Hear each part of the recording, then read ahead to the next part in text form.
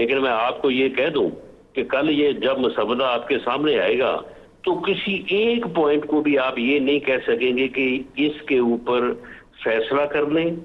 Either वे इसके ऊपर जो है वो कोई जो है वो नुक्ता नजर जो है वो एक्सेप्ट करने में जो है वो कोई हार्म नहीं है, बल्कि ये वक्त की जरूरत है।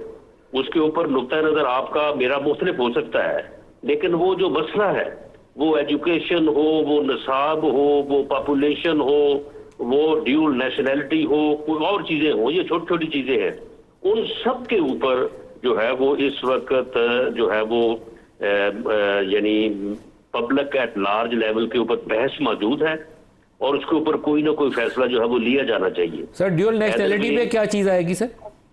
जी, ड्यूअल नेशनैलिटी पे क्या चीज आएगी? ड्यूल नेशनैलिटी में भी ये है कि इसको जो है वो ड्यूल नेशनैलिटी जो है ना, इसको खत्म किया जाए। ड्यूल नेशनल जो है वो यानी ये बहस है, ये अभी जब कमेटीज में तजवीज क्या है सर? तजवीज क्या है?